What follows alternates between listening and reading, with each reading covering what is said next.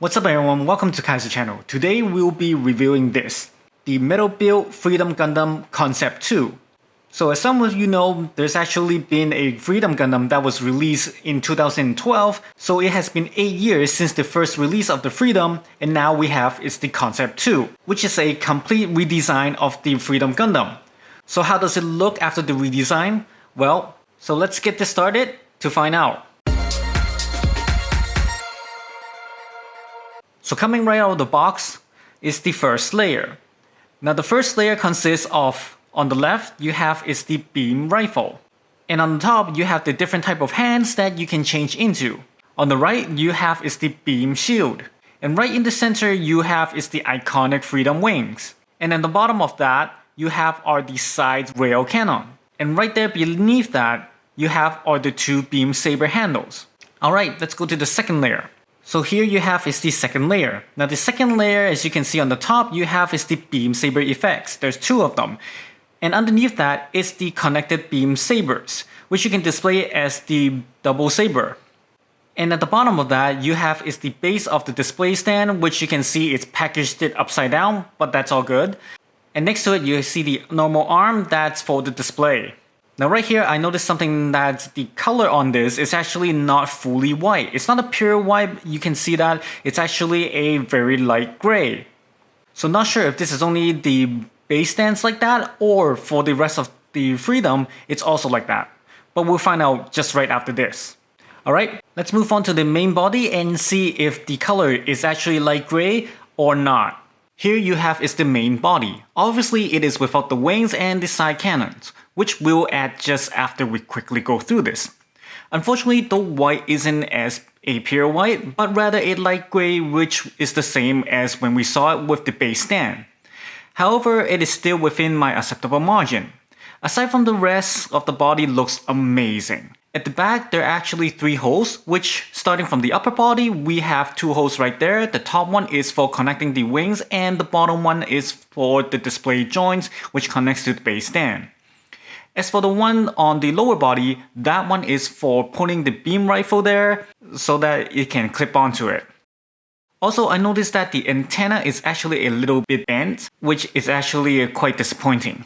Alright, let's put on the wings so that we can go through it in details.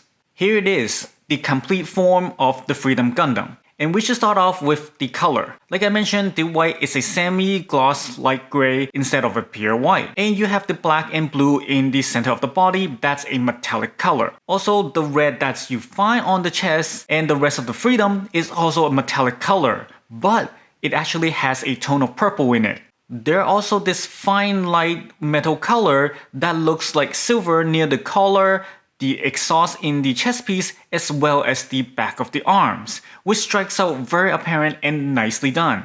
As for the wings, it mainly consists of blue and black, where the black is the same metallic color as the chest piece and the blue actually has 2 different blues in it. One a plastic blue that covers most of the parts and a metallic blue that's for smaller sections.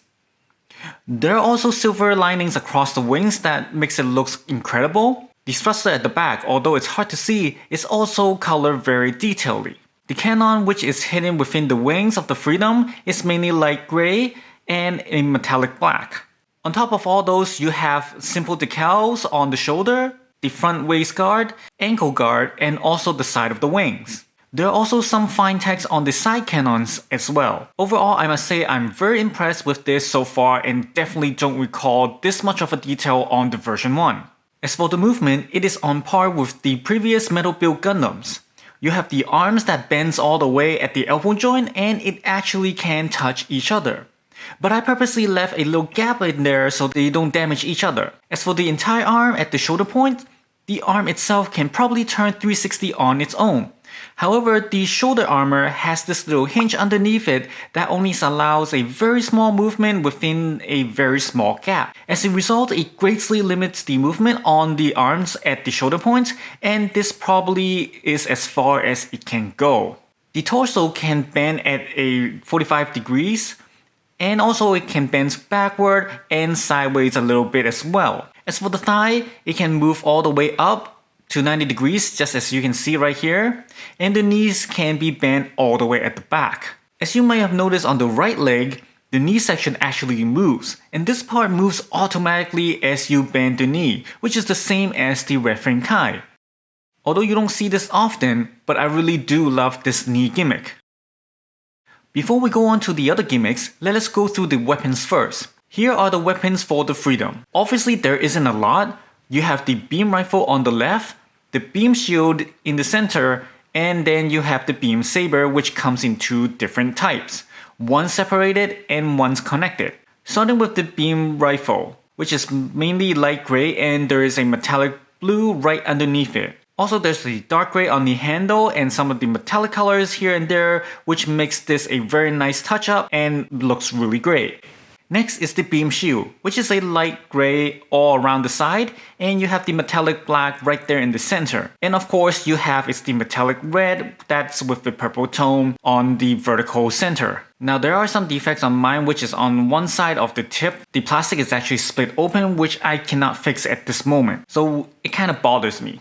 Last but not least is the beam saber. Now the beam saber is very simple. You have the overall light gray and you have this black ring near the end. And there are these holes which is for locking in place on the side of the Freedom right above the rail cannon. Now this beam saber comes in two different sets. One is separated and the other is connected. The separated one can actually connect both at the end so that you can form a dual saber, just like the connected one. Although the difference would be that the holes that's supposed to be locked in place are not symmetrical, while the connected one is. I'm not sure the reason behind having to create two different sets of it, where in my view, I see it as redundant. Now to the actual gimmick. The shoulder can be opened in two different parts. You have the front flap that can be opened a little bit, and then you have the entire shoulder top that can be opened, revealing the inner shoulder inside. Next we have the side rail cannon, which you can actually flip the front section out in two pieces and then the back can be unfolded. For the back piece, you can also open up to show that the inner section, which are these metal color that looks like exhaust. And of course, there are handles in the middle section that can flip out. At the back of the legs, you have this flap that can be opened a little bit, revealing an inner small thruster. At the backpack, the thruster can also be adjusted, just like you see here. As for the wings, obviously you can open it up, but you have to be very careful when you adjust it. Be sure to hold on to the two piece that has the black metal color on it, as those are the main part that connects to the joint. The other smaller pieces are quite fragile, so don't adjust the entire wing at those points. Also be sure to hold on to the wing cannon when adjusting the front wing layer, as the wing cannon doesn't have anywhere to lock in place so that it will stick out if you don't. Obviously you won't have this issue if you decide to display the wing cannons out. When moving the wings cannon out, be very careful with it, as the lock at the tip of the cannon is not very strong, so it comes off very easily, making it difficult to adjust the angle. But once you have adjusted the angle, you need to disconnect it from the tip, and there would be a metal arm inside and a ball joint near the cannon itself. Be sure to have the ball joint goes all the way to the bottom of the cannon before you turn it, otherwise you'll damage it. When you turn the cannon, also be very careful not to scratch the wings because there aren't much room near it. The wing cannon itself has similar gimmicks like the side cannon does, which is the top and the bottom, and the barrel itself can be opened up. Although I must say that they really should have improved how they can open these pieces, because there's absolutely no room for you to open it other than having some kind of tools to slide it in and jam it out, which definitely have a chance to damage it and definitely not recommended. So here you have the base stand. Just like any other metal build, it's very simple in design, and this time it's actually in light gray instead of a pure white, just like the rest of the Freedom body. And then you have this blue design line with some silver lining on it. And you have the model number and then Freedom Gundam as well as pilot Kira Yamato. Aside from that, it's the same with the regular base stand. Nothing much to it. So, as for conclusion, this piece I must say Bandai has put in a lot of design work into it, making this happen. Very detailed in design, color is superb, with all those metallic color, and most of all you have the added gimmicks onto the wings and side cannons. However, there are some issues with it that I found and definitely not happy with it, which is the QC on mine isn't great. You got the antenna that's bent, the beam shield that's split open, and also there's some scratches on the beam rifle as well. Aside from that, the little hinge at the shoulder armor that prevents the movement on the arms is also a minus to me as well. It greatly limits the movement of the arm.